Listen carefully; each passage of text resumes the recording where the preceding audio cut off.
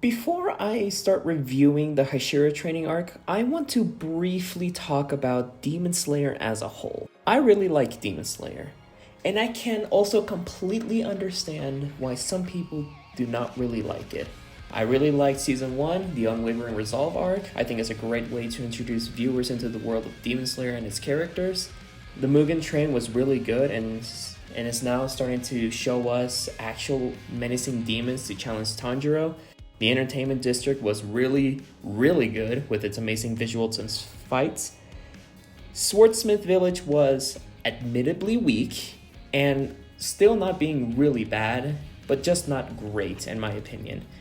And the Hashira training arc, let's just say I knew exactly what this arc was going to be and the reception it was going to get. I read the whole manga from start to finish, and I want to mention a few things. The manga has a total of 11 separate arcs.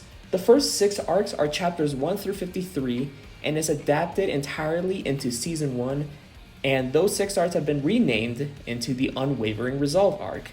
Mugen Train is only 13 chapters, the Entertainment District is 31 chapters, and the Swordsmith Village is 30. As of that point, that makes it 9 of the 11 arcs, basically leaving the Hashira training arc as a penultimate arc and one of the shortest arcs in the whole series, clocking in at 9 chapters in the manga. Being the penultimate and the shortest arc of the whole franchise, since this arc is the penultimate and one of the shortest, this arc was very most likely just going to be a setup for the final arc that will precede it. And that's exactly what this arc is. Just a setup for the final battle. And even though it's just a setup, I am actually enjoying this setup arc. As of right now, the final episode of the Hashira training arc is yet to air. And I can tell you this, if we follow the manga's arcs and chapters, the arc has already finished. And I already know what happens next, which is kind of one of the reasons why I'm making this review now. Now, I have seen some people online complain that this season is significantly weaker than Season 3. And I can actually understand that. I can see that. There's literally no main demon to fight in this arc. It's just the Demon Slayer's training in preparation to fight Muzan. The only demons we see in this arc is Muzan plotting his assault on the Demon Slayers, the Biwa demon actually getting time to shine. She didn't really get much of a spotlight in the manga, so that's actually something I really liked about this, and a few anime exclusive scenes scattered throughout. One of them including a demon at the start of the first episode jumping into the Infinity Castle. That was actually kind of cool. I won't say much. And another demon scene that I won't say here for spoilers is related to Muzan. The ending of episode 7 was actually really good. He had no rights to be that cold. Why? Everything else, however, is just seeing the Hashira training. Now I will say this, originally I thought this arc was going to be a lot slower with each episode, focused entirely on one Hashira's training before moving on to the next training area during the first few episodes, which I wouldn't completely mind. I would like a breather in between major arcs, and I would have loved to see Tanjiro and the gang hanging out with the Hashira and training for extended amounts of time. But it seemed like they just ditched that idea. Like, I'm not even kidding. In chapter 132 of the manga, we see Tanjiro zip through Uzui's, Tokito's, Mitsuri's, and Obanai's training in a matter of pages.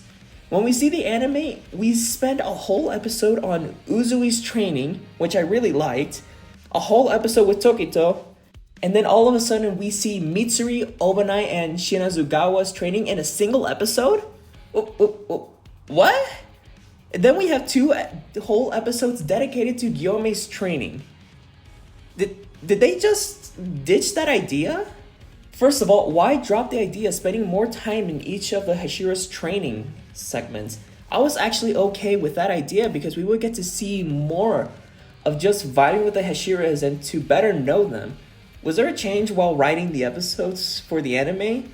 That's actually something I don't really know, but it's just that feeling that I get because it makes these episodes feel very weirdly paced. Actually, speaking of pacing, there is something I want to point out. Some people have said that there is not enough build-up during this arc to lead into the final arc. And while I can't see that being an argument, my counter to that is that this is Muzan being desperate.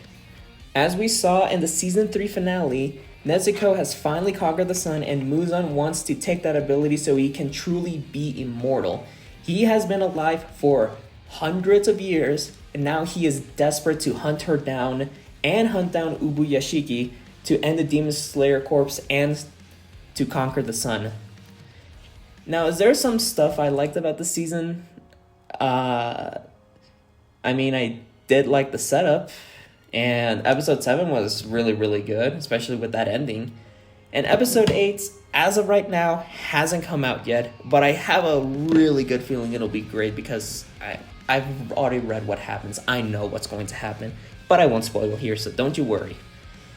Yeah, there really isn't much to say about the shortest season of this anime when it's just a breather in between the major arcs and a setup for the final one.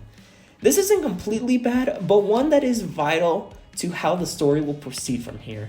In comparison to the rest of the anime's arcs, yeah, this is by far the weakest one, and I can see why some people will not view this favorably. 6.5 out of 10. But I may bump it higher if episode 8 stands out. Who knows? Righty, post-editing Lime here. I just rewatched the final episode 4 times. I wish I was kidding on that number. And I really mean it when I say this. This is a 10 out of 10 episode. The season finale is basically perfection. And I am really, really excited to see how it leads into the final arc. And this actually raises up my rating from a 6.5 to a 7. And like I said, yes, I knew from the beginning this was just going to be a setup. And would you look at that? The finale is a trilogy movie, and I really think this is for the best, at least for the first half of the Infinity arc. That's really all I wanted to say. Bye-bye.